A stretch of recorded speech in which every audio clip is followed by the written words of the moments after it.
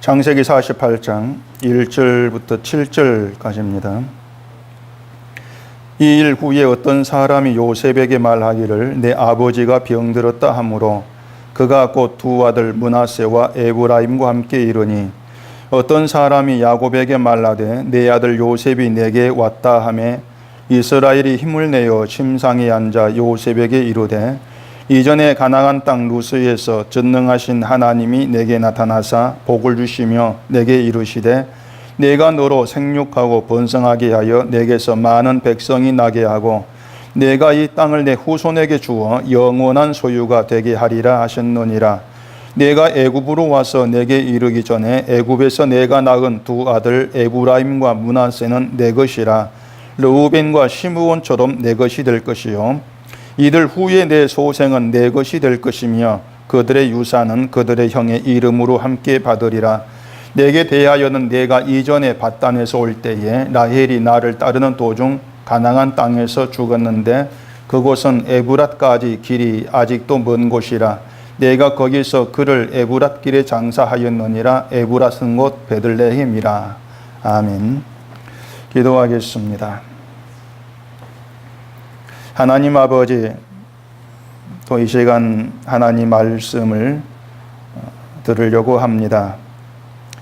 야곱의 그 일생 속에 담겨 있는 하나님 일하심 속에서 하나님이 우리에게 어떠한 뜻을 두시고 인도해 가시는가를 알게 하시고 우리 모든 삶에서 하나님 동행하심을 깨달아 알게 하셔서 어떠한 형편에서도 처지에서도 주만 바라보고 주를 의지하는 믿음이 되게 해 주시옵소서. 예수님 이름으로 기도합니다.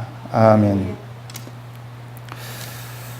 우리가 생각하는 것 중에 하나가 믿음이 좋으면은 신앙생활을 잘하게 될 것이라는 그런 생각들이 있습니다.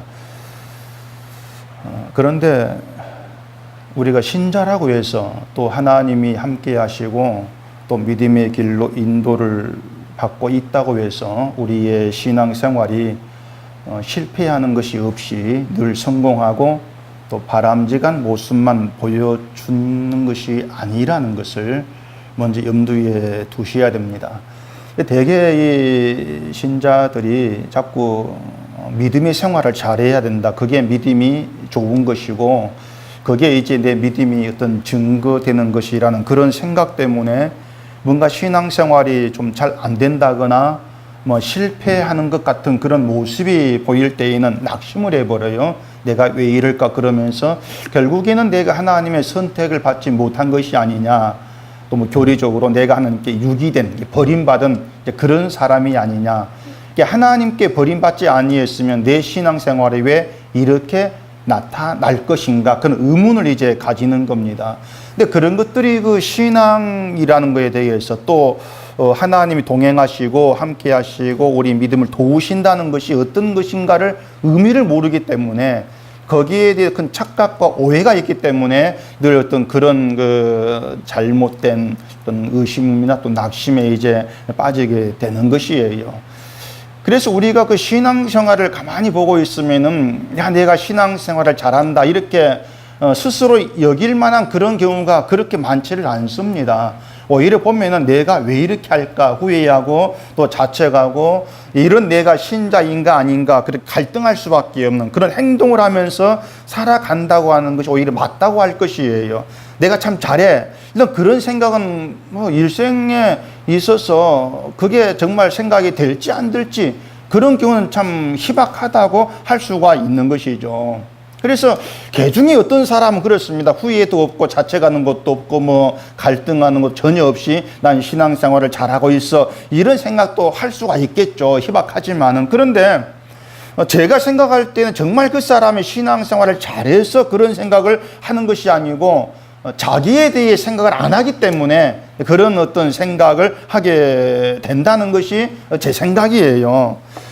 만약에 자기에 대해서 좀 깊이 생각을 하고 고민해 보는 사람이라면은 나는 신앙생활을 잘하고 있다는 그런 생각이 나오는 것이 아니고 늘 난 왜 이렇게밖에 못하는가 그런 자책과 후회와 또 그런 갈등이 있게 된다고 말하고 싶습니다. 그러니까 그런 갈등, 자칫 난 이렇게 못할까, 이렇게밖에 못할까, 이것이 있는 것이 그게 신앙을 생활을 잘못해서가 아니고 지금 자기 생각을 잘하고 있는 거예요. 그런 생각이 있다는 것이. 오히려 그런 갈등도 후회도 없이 살아가는 거.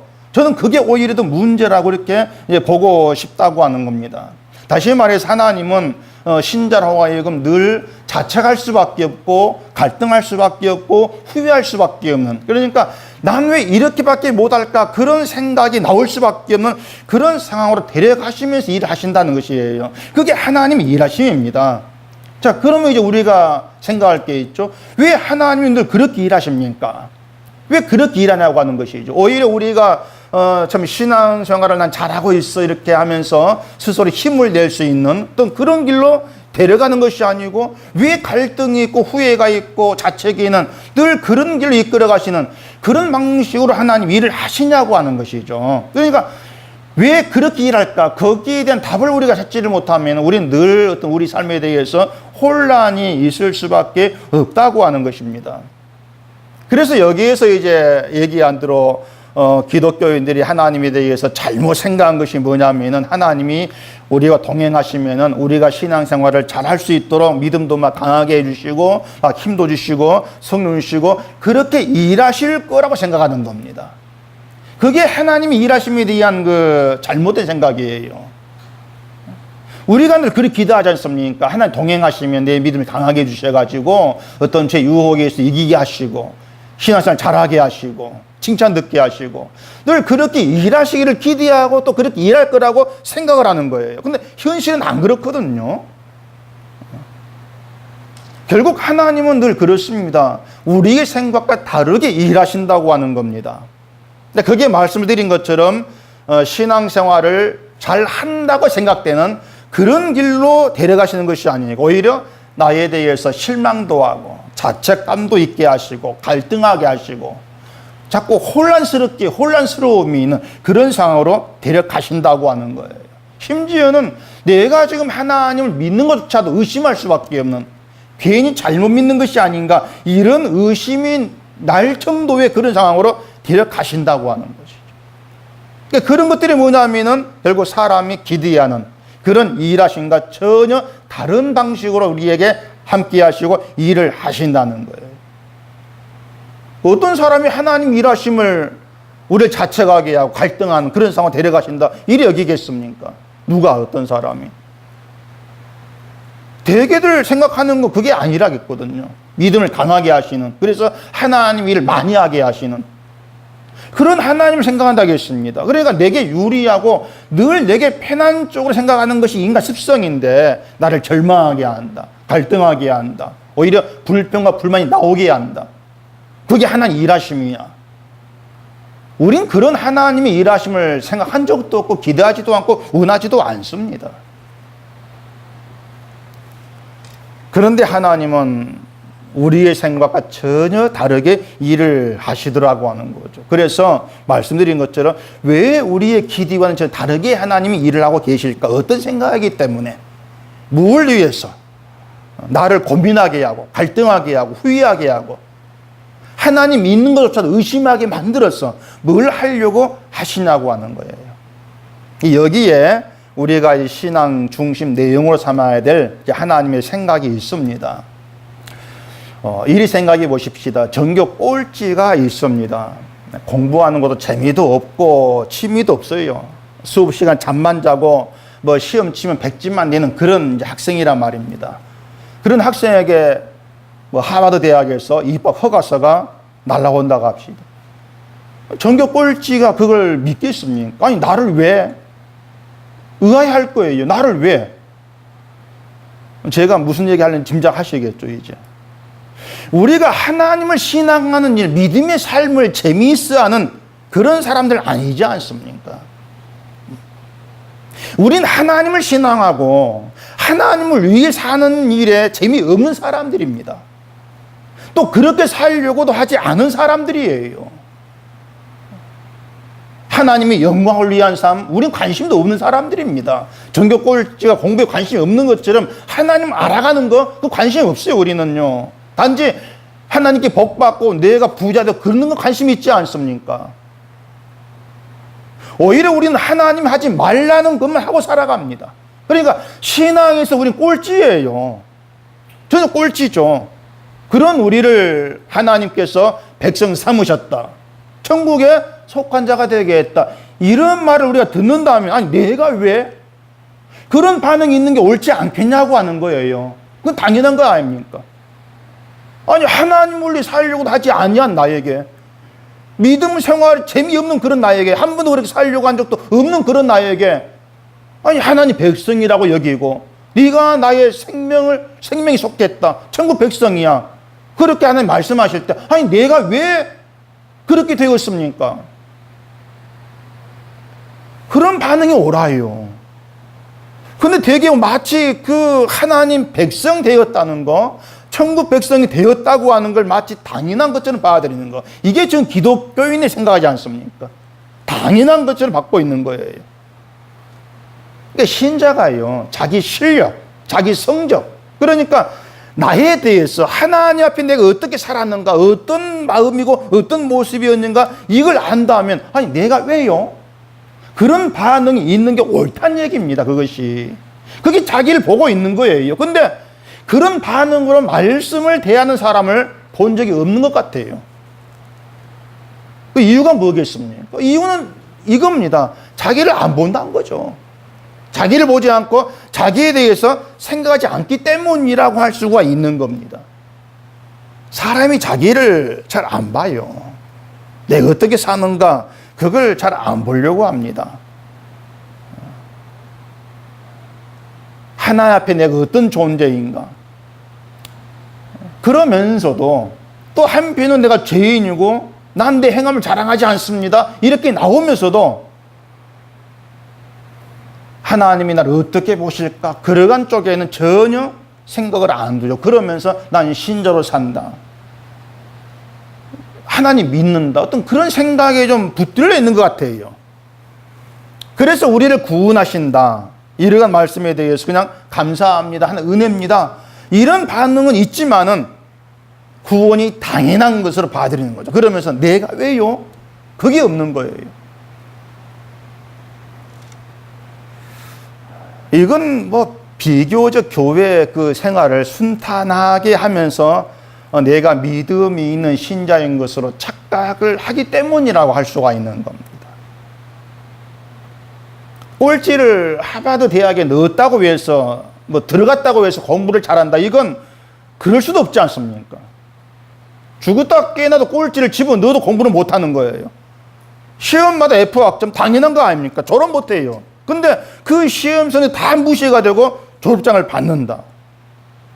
근데 그 꼴찌는 졸업장을 받아도 손에 쥐어도 안 믿기죠, 그것이. 그 당연한 것 아닙니까? 아니, 내가 어떻게 졸업장 받지? 그게 하나님의 나라라 그 말입니다. 그것이. 우리 실력 가지고 하나님 나라 백성이 될 수 없다겠잖아요. 하나님 백성을, 우리를 하나님 백성 삼았다 할지라도 백성을 살아가지를 못합니다, 우리는요. 삼았다 할지라도. 우린 그걸 매일의 삶에서 확인할 수밖에 없는 거예요. 확인한다 그 말입니다. 매일의 삶에서 F학점이죠, 늘. 백성은 삼만한 백성이 아니지 않습니까? 그런 모습이 안 나오지 않습니까? 근데 우리가 손에 쥐고 있는 것은 영원한 생명의 세계예요. 그게 주어져 있어요. 결국 우리는 그걸 또 보면서 또다시 아니 내가 어떻게?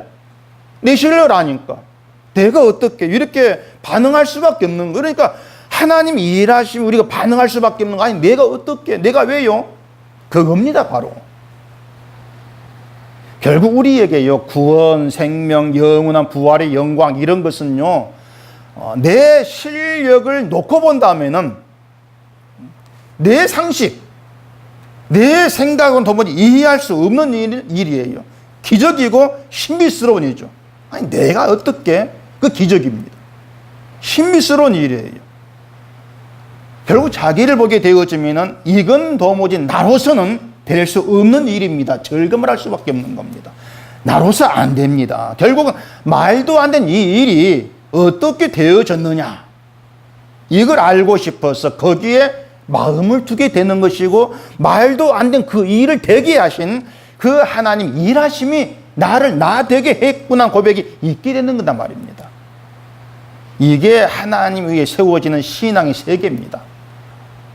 뭘 하나님이 기뻐할 만한 일 그걸 잔뜩 들고 함께 나오는 것이 아니고 내가 어떻게 내가 왜요? 그런 가운데에서 하나님의 일하심이 나를 이렇게 만들었네요. 그 하나님 일하심을 보게 되어지는 깊은 신앙이에요. 그것이. 그게 신앙의 세계죠. 오늘 본문에 보면 요셉이 야곱이 병들었다는 소식을 듣고 이제 두 아들 므낫세와 에브라임을 데리고 병문안을 갑니다. 오늘 본문은 그 병문안 온 요셉에게 야곱이 한 말이에요. 먼저 이 3절 4절 보시면은 요셉에게 이르되 이전에 가나안 땅 루스에서 전능하신 하나님이 내게 나타나사 복을 주시며 내게 이르시되 내가 너로 생육하고 번성하게 하여 내게서 많은 백성이 나게 하고 내가 이 땅을 내 후손에게 주어 영원한 소유가 되게 하리라 하셨느니라. 이렇게 말을 하죠. 창세기 28장 1절부터 보면 이런 얘기 있습니다. 이삭이 야곱 불러가지고 이 내용과 축복을 해요. 이 내용 가지고. 그리고 역시 28장 그 뒤에 보면은 하나님이 야곱에게 찾아오셔가지고 같은 내용 축복을 합니다. 그게 야곱의 꿈에서 사닥다리를 베델 사건이에요. 자, 그럼 야곱은 왜 그 이야기를 자기가 그 축복받은 이야기를 요셉에게 지금 하고 있냐고 하는 거예요. 야곱이 말한 이 복은 이미 아브람 때부터 하나님이 약속하신 것입니다. 그 복이 이삭으로 이어진 것이고 야곱에게 이어진 거예요. 근데 야곱이 그 복에 대한 이야기를 죽을 때가 다 되어가지고 요셉에게 지금 하고 있는데 그 이유가 뭐겠냐고 하는 왜 그런 이야기를 하겠냔 말입니다. 하나님이 약속한 복은 이거죠. 내게서 많은 백성이 나게 하고 그 땅을 네 후손에게 주어서 영원한 소유가 되게 하겠다는 겁니다. 그게 약속의 내용입니다. 이 말은요, 지금 야곱 가문이 애굽 땅에 거주하잖아요. 근데 그 야곱 가문이 거주하고 있는 애굽 땅은 하나님이 약속한 땅이 아니라는 겁니다. 따라서 애굽에서 그들이 비록 풍요롭게 지금 산다 할지라도 그게 복이 아니라는 것이죠. 그게 복이 아니야. 하나님 복은 약속한 땅을 기업으로 받아가지고 영원한 소유가 되는 겁니다. 근데 5절 보면 이렇게 얘기를 해요. 내가 애굽으로 와서 내게 이르기 전에 애굽에서 내가 낳은 두 아들 에브라임과 므낫세는 내 것이라 르우벤과 시므온처럼 내 것이 될 것이요. 좀 이상한 얘기를 하고 있어요. 요셉이 애굽에서 낳은 두 아들 에브라임과 므낫세입니다. 그 에브라임과 므낫세를 향해 가르쳐서 내 것이다. 야곱이 이렇게 얘기를 해요. 내 것이라고 한 내 아들 그 뜻입니다. 내 아들이야. 그러면서 시므온과 르우벤처럼 내 것이 될 것이요. 그 시므온과 르우벤이 야곱 아들이잖아요. 그들처럼 내 것이 될 것이다. 내 아들이다. 이렇게 얘기하고 야곱이. 가족관계로 따지면 요셉의 두 아들은 야곱의 손자입니다. 손자죠. 근데 손자를 아들로 삼겠다고 하는 거예요. 여기에서 이제 또 한 가지 이상한 게 뭐냐면은 에브라임과 므낫세 요셉 두 아들의 모친이 어느 나라 사람입니까? 애굽 사람입니다. 그 창세기 41장 45절 보시면은 그가 요셉의 이름을 사브낫 바네아라 하고 또 온의 제사장 보디베라의 딸 아스낫을 그에게 주어 아내로 삼게 아니라 요셉이 나가 애굽 온 땅을 순찰하니라. 바로가 그렇게 한 거예요. 바로가 요셉을 그 애굽 제사장 보디베라의 딸 아스낫과 결혼하게 한 겁니다. 자, 그렇게 오면 요셉은 이방 여인과 결혼한 거예요. 이방 여인과 결혼했고 에브라임과 므낫세는 야곱의 순수 혈통이라고 할 수 없는 겁니다. 혼혈이죠. 야곱이 그걸 모를 리가 없잖아요. 근데 순수 혈통이 아닌 그 두 아들을 아들로 삼겠다고 하는 겁니다.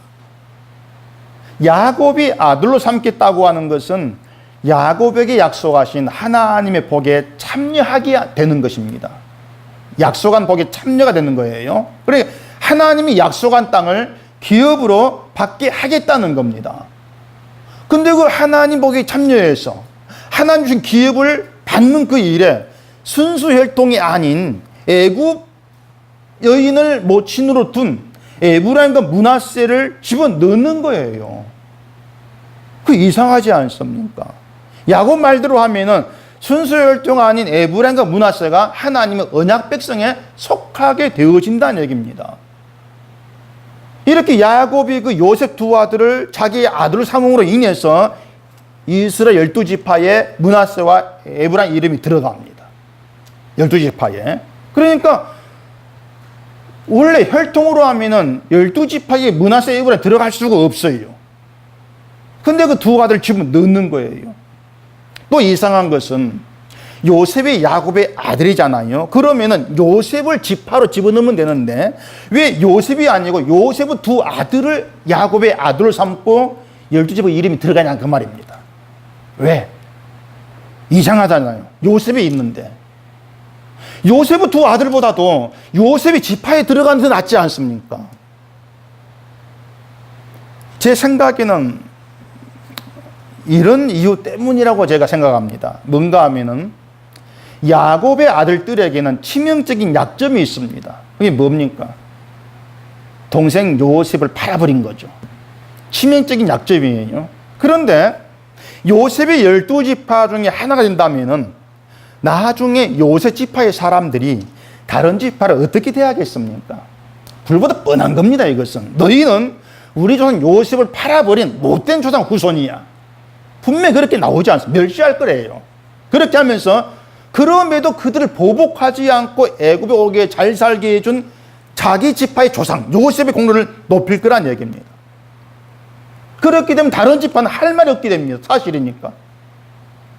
결국 요셉 지파는 정당하게 되고 다른 지파는 요셉 지파 앞에서 기죽을 수밖에 없는 그런 상황을 우리는 예상할 수밖에 없는 거예요. 충분히 그럴 수밖에 없지 않겠습니까? 근데 요셉 본인이 빠져버리고 요셉 두 아들이 야곱 자식이 되어가지고 그 12지파에 들어가면 어떻게 되겠습니까? 말한 대로 요셉 두 아들 모친은 애굽인입니다. 이방인이에요. 그렇다면 혈통을 기준으로 하면은 야곱 아들이 될 수가 없고 지파에 들어올 수도 없습니다. 근데 야곱 아들로 여김받고 기업을 받아요. 기업을 받을 수 없는 그 존재가 기업받았다. 그 때문에 이 요셉 두 아들을 할 말이 없게 되는 것이죠, 이제. 그렇다고 해서 다른 지파가 두 아들을 향해서 너희는 혼혈족이야. 비방 못 합니다. 왜? 그들도 요셉 팔아버린 하나님 기업 받을 자격이 없는 못된 조상의 후손이거든요. 서로가 할 말이 없어요, 서로가. 똑같은 하나님의 기회 받을 수가 없고 거기 참여할 수 없는 똑같은 존재만 모아놓은 겁니다. 결국에는 모두가 다 하나님 기업을 받을 사람들이 아니라고 하는 것이죠. 결국 하나님 이스라엘의 지파를 그 자리에 다 모아놓으신 겁니다. 누구도 기업을 받을 만 지파가 못 된다고 하는 겁니다. 그런데도 기업 받았다면 그 기업은 내 것이야. 내가 이만큼 잘해서 우리가 이렇게 잘해서 받은 거야. 그런 생각 나와줄 수가 없는 거지 않습니까? 똑같은 존재들이니까. 이 기업은 내 거야. 이렇게 나오기 전에 내가 왜 이런 기업을 받아야 되지? 내가 왜 어떻게 해서 그 생각을 하게 되어져야 한단 말입니다. 그게 기업을 준 하나님의 뜻과 일치된 것이라 이렇게 말할 수가 있는 겁니다. 그렇게 해서 하나님이 주신 땅에 살아가면서 한시도 하나님의 은혜를 놓치지 않는 이스라엘 되게 하신다는 거. 그게 하나님의 생각이에요. 그 때문에 자기 백성을 또 그렇게 자책하고 후회하고 절망하고 그럴 수밖에 없는 상황으로 밀어 가신다는 얘기죠. 내가 누군가를 보게 하기 위해서. 우리가 지금 말씀 들으면서 그렇구나 하지만은 우리는요, 그런 또 하나님의 생각 뜻에 순순히 순종할 자가 못 됩니다. 하나님이 주신 것을 가지고 이건 내 거야 하면서 은혜라고 얘기하면서 이건 내 거야 하면서 내 소유를 주장하는 그런 방향들을 흘러가죠. 우리는 그렇게 내 소유의 마음을 주다 보니까는 다른 사람마다 많이 소유하는 것에 뜻을 두게 되어지는 겁니다. 늘 그렇게 흘러가요. 하나님은 이것을 언약을 배반한 것으로 간주해 버립니다. 언약을 배반하지 않는 것은 언약을 이루신 하나님의 은혜에 붙들리고 감사하는 게 언약 안에 사는 겁니다.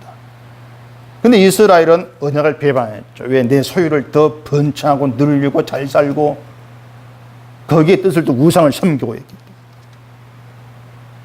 우리가 주일을 보고 있는 에스겔서에서도 이스라엘을 향해서 언약을 배반한 이렇게 말했거든요. 에스겔서 16장 59절 보시면은 나 주 여호와가 이같이 말하노라. 내가 맹세를 멸시하여 언약을 배반하였은즉 내가 내 행한대로 내게 행하리라. 언약을 배반했다. 언약을 배반했기 때문에 네 행한 대로 내가 행할 것이다. 심판이거든요. 근데 그 언약을 배반한 자에게 하나님이 어떻게 하십니까?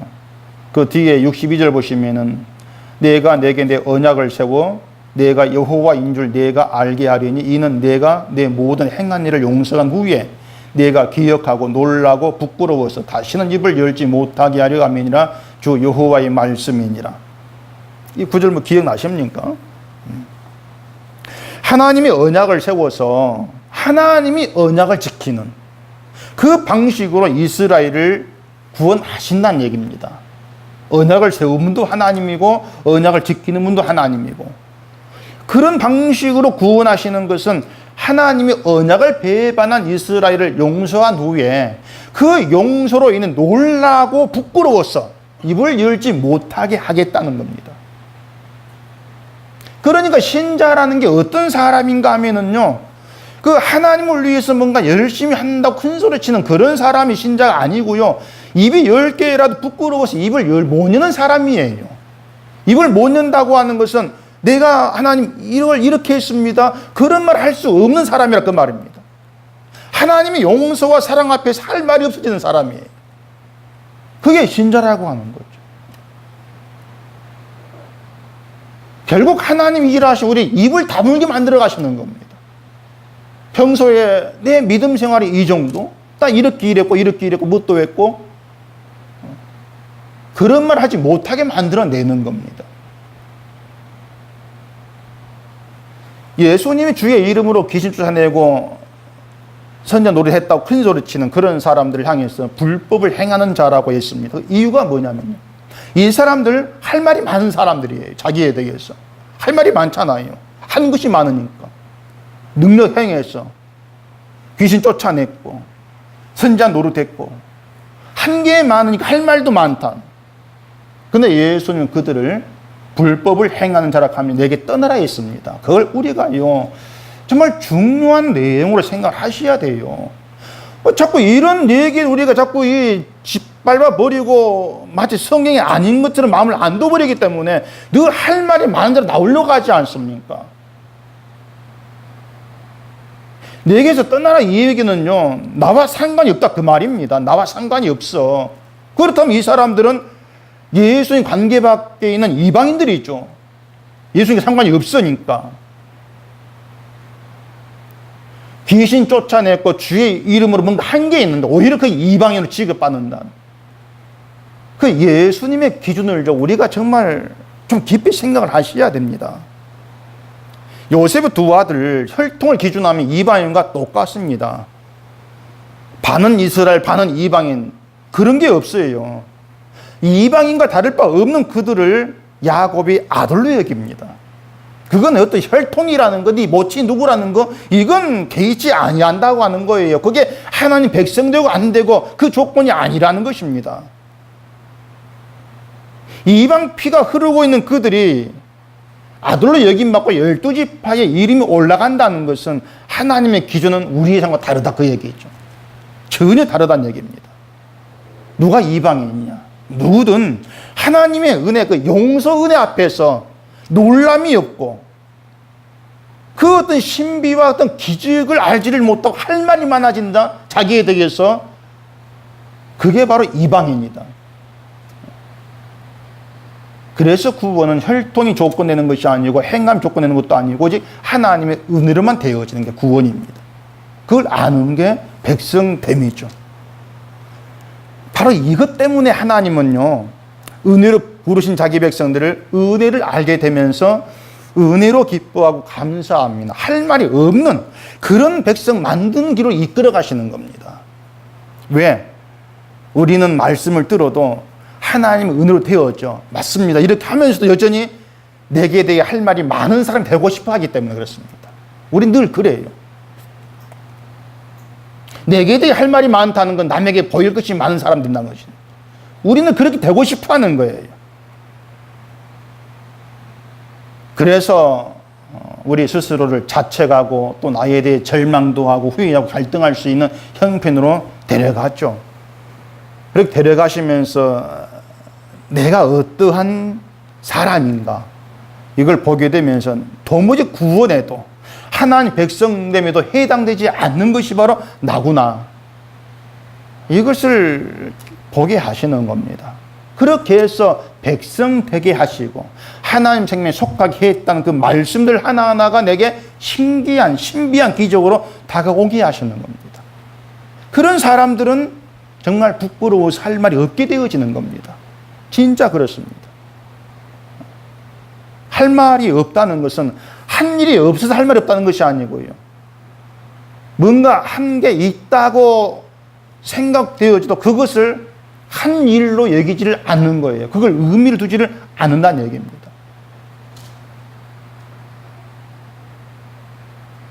사람 때때로 하나님이 일하심을 좀 내가 분명히 봤으면 좋겠다 이런 생각들을 많이 합니다.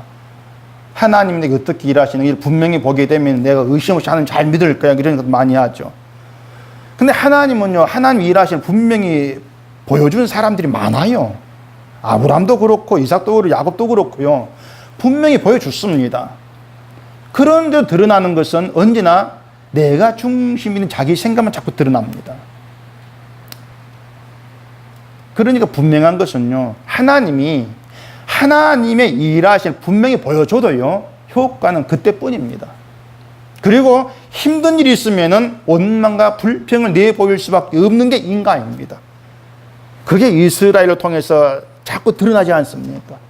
홍해를 건너게 하고 먹을 것 주고 만나주고 다 해도 힘든 일 앞에서는 불평하고 원망하는 것이 그게 인간의 모습이죠. 자기 중심 있는 그런 모습. 그래서 우리에게 가장 좋은 것은요, 하나님이 살게 한 대로 살아보는 겁니다. 그냥 그게 가장 좋은 겁니다. 야곱도 하나님이 살게 한 대로 살았어요. 그래서 물론 처음에는 그것이 하나님이 살게 한 것이라고 생각을 못했을 겁니다. 나중에서야 하나님이 그렇게 살게 한 이유를 알게 되어지죠. 내가 이런 존재니까 그렇구나.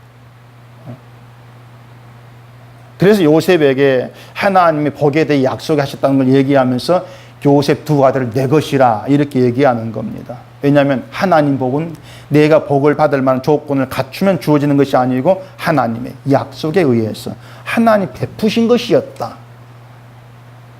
그 베푸신 그 복이 나 같은 자에게 주어지더라. 그걸 자기 신앙 고백과 같이 얘기를 한 겁니다.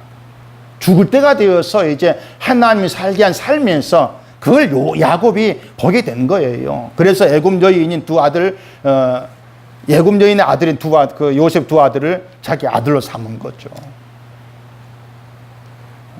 하나님은 우리 인생 속에 일하고 계십니다.